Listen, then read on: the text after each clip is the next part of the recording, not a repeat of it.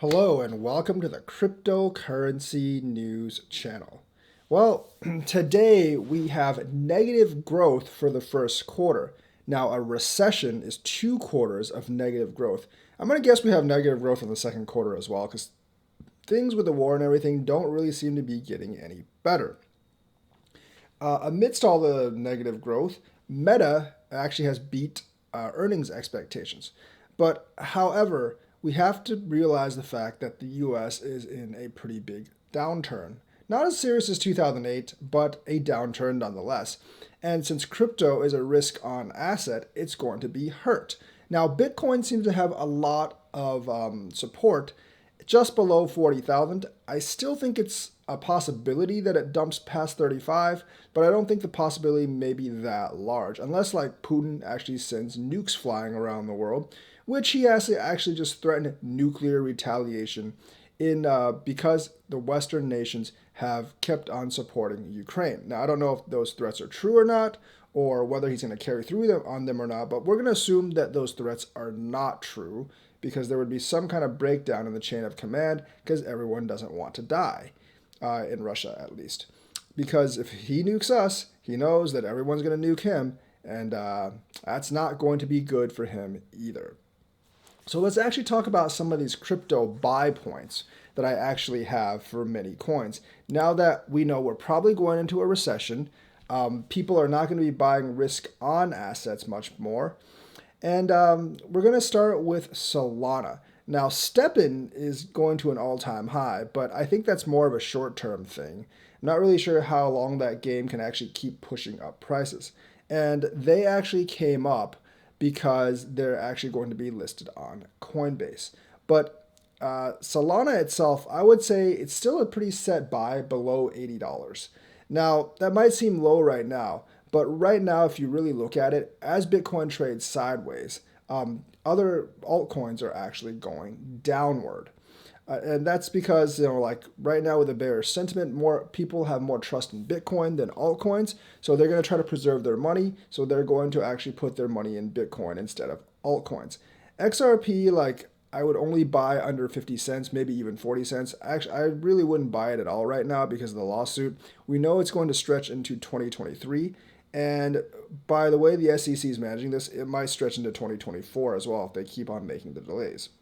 Terra Luna, Dogecoin is somewhat in like a legal tussle with the SEC, but it does not look like the SEC is focusing on Luna. There is some trouble with UST, especially in a recession where no one's actually wanting to loan money to buy more crypto. So I would actually like put it like as a buy under $60 or $65.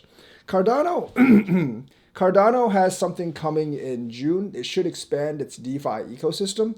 So I would put that buy price at around 75 cents, down from 83 right now.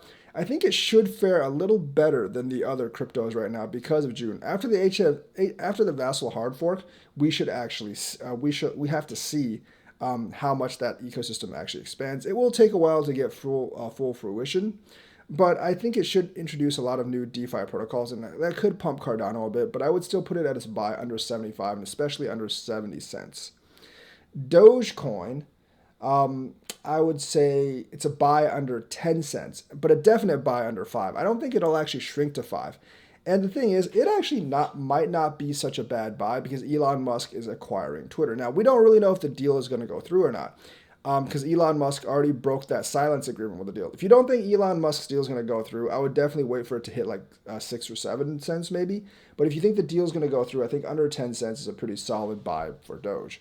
Now, technically, the financial details are all in line, but there's certain agreements in that deal that Elon Musk has to abide by, and it looks like he's already kind of like skirted one of the provisions. So I'm not really sure how well it's actually going to carry through.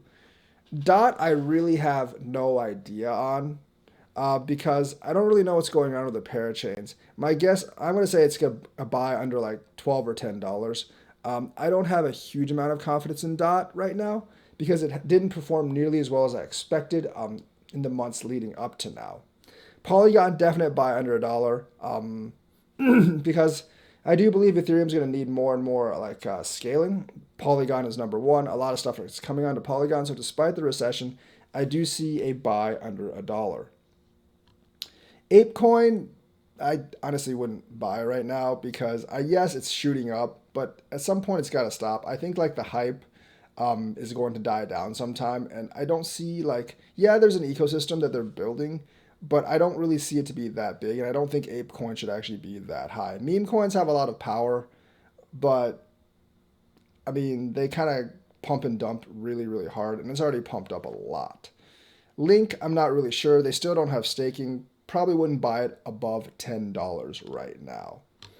In terms of like something like Mana, Metaverse, I think that I don't know how much the fire is going to keep going up. I mean, there's like a lot of competition in the Metaverse field right now. So I would actually be very, very careful for Chainlink.